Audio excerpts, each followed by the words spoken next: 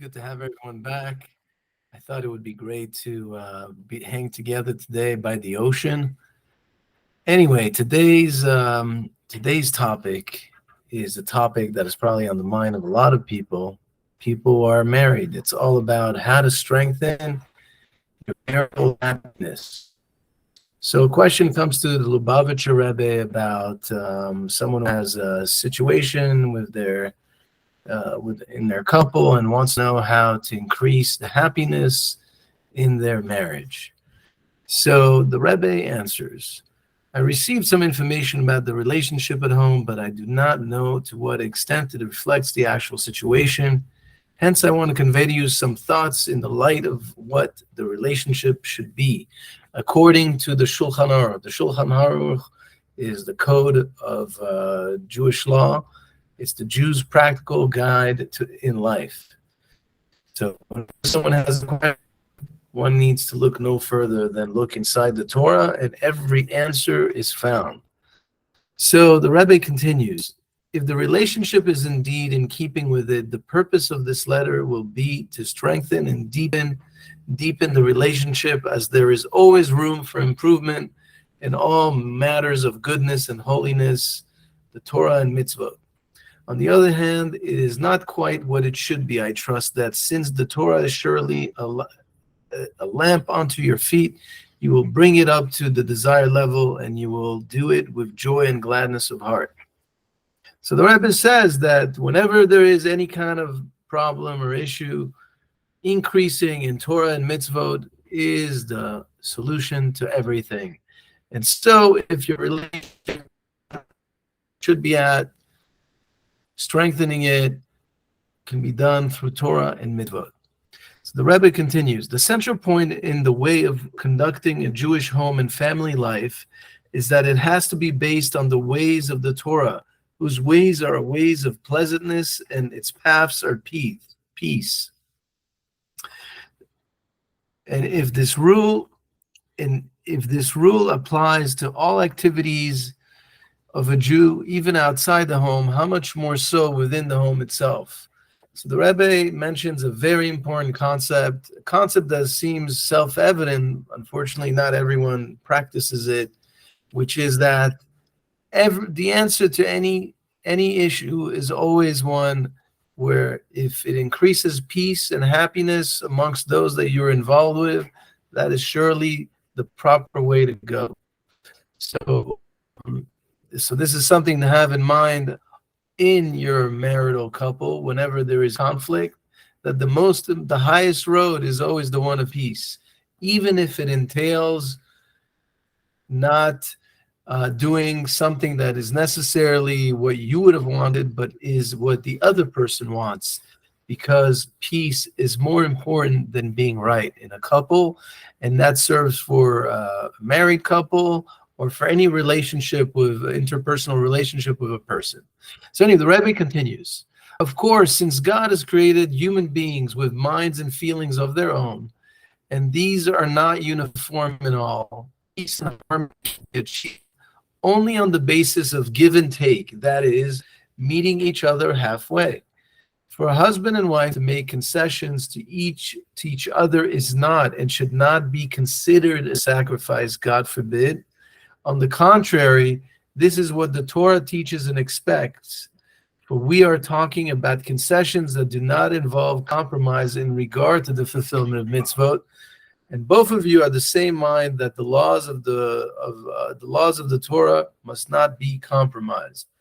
So the Rebbe here is about the golden rule, which is to meet one another halfway, and that it's a give and take. And it should never be looked at as a sacrifice, something where you're losing out, because increasing the happiness of a couple is something that is a reward to everyone involved. It's a reward to the husband and wife. It's a reward to the children. It's a reward for anyone around you, because it creates an amazing ambiance and great feeling in the home, and everyone's just happier. So in the end, nobody remembers who gave in to what. In the end, everyone is just happy that it's a much better, more pleasant atmosphere that is free of conflict. So furthermore, to achieve true peace and harmony calls for making such concessions willingly and graciously, not grudgingly, sacrifice as mentioned above, but in the realization that it is for the benefit of oneself and one's partner in life, and for oneself perhaps even more, since it is made in fulfillment of God's will. And if our sages exhort us, as in the words of the sages, they say that for a Jew to receive every person with a friendly face, and certainly one's wife or husband. So here, the Rebbe again is reinforcing that we need to do things without holding a grudge. A grudge is not allowed in the Jewish way of life. We're not allowed to keep a grudge against anyone. We have to remove all those negative feelings and just be happy that we're making the other person happy, because your partner in life is really your half soul. Together you make one complete soul. So if your partner in life is happier because you did something that is important to them, even if for you at the outset it didn't seem like it was important, then it makes both of you happier. You both benefit from that. And if anything, you are the greatest beneficiary because you learn the importance of selflessness, the importance of loving your fellow Jew, especially if that person is your partner in life, and the importance of increasing peace in every matter in your life. When you do that, you have guaranteed happiness for life. So the Rebbe continues, many are the sayings of our sages, including also our Rebbes of saintly memory, which urge husband and wife to always discuss matters of mutual concern and to give patient attention to the opinion of the other and then act in mutual agreement. Remember, patience. It is also very desirable that they should have at least one regular study period in a section of the Torah together, which is of interest to both, such as on the weekly portion of the Torah, or on a timely subject connected with a particular season or festival, or something on prayer or tshuva, which is the returning to God, and similarly on any of the festivals and so on. The Rebbe is encouraging for couples to learn together, learn Torah together, to share the dining table, something that they learn in their whatever it is they learned that day, or an interesting story they heard that has an important Torah message, and to increase the environment of Torah in the home. When you do that, it creates the Torah being the cure-all for any problem, the Torah being the greatest example, the greatest manifestation of peace, will bring peace into your home when you increase in the importance of Torah and having an emphasis of it in your life together. And it encourages also the children to look to the Torah as something precious. And when someone learns Torah, we speak about that a lot, but the Torah is all about refining the character of a human being, improving them and helping them reach their full potential in life. When someone is constantly focused on that, of course they're going to become a better person, and of course it's going to make your marriage stronger, and of course it's going to make your relationship with your children and with your colleagues at work better. Everybody gets that. The learning, increasing in Torah and learning of the Torah and in Mitzvah is 100% insurance policy for increasing happiness in your life.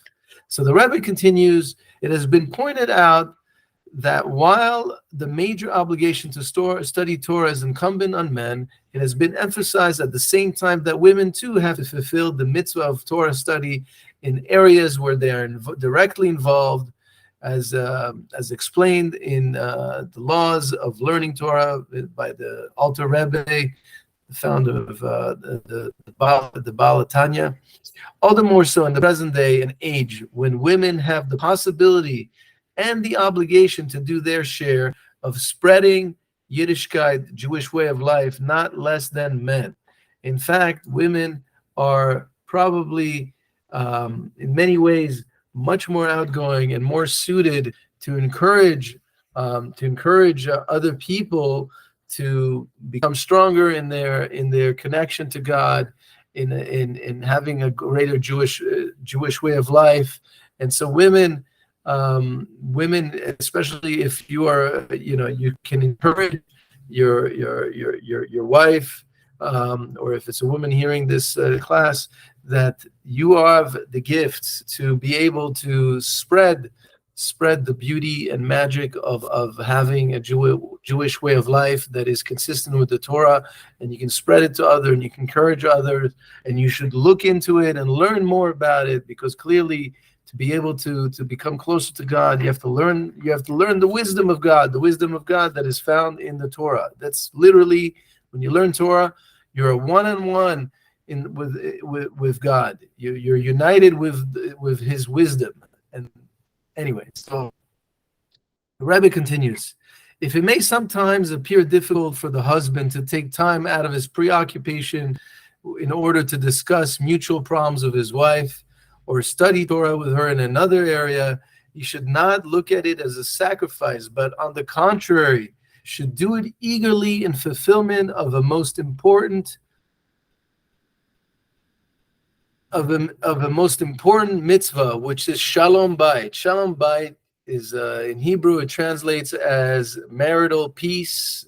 And if any mitzvah has to be carried out with joy, how much more so, which is this cardinal mitzvah.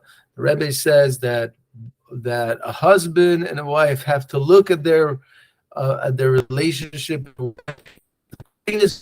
greatest living mitzvah that they have is creating peace in the home.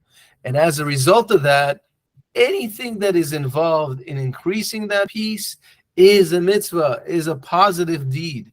So if your wife wants you to listen to her about some problem, this is basically the fulfillment of God's will. God wants you to listen to her. God wants you to spend more time listening to her problem as opposed to whatever else you think might be more important. There's nothing more important than increasing peace in the home. So finally, the Rebbe concludes, I would like to add that of the mitzvah campaigns which have been emphasized in recent years, special attention has been focused on the mitzvah of Avad Yisrael, loving one's fellow Jew, as it translates from Hebrew, which embraces every Jew, even a stranger. How much more so to a near and dear one? So we talk, there's a lot, the Lubavitcher Rebbe spoke a lot about Avad Yisrael. The Rebbe is the greatest manifestation of loving a fellow Jew. He saw every Jew as a jewel, a precious jewel, and spent countless moments of his life, pretty much every moment of his life, devoted to helping other Jews. So since that, the Rebbe's focus was on that, and the importance of every Jew is to love one's fellow Jew. Who is more important than your own spouse, your own counterpart in life? There is no person that's more important. Sometimes it seems that human beings are kinder to strangers, kinder to people that are outside their immediate circle, but when it comes to the people in their own home, they have difficulty embracing that and having that kind attitude. And so we need to change that. We need to flip the script and realize that the first and foremost, all the mitzvah, all the Torah has to be kept in the home.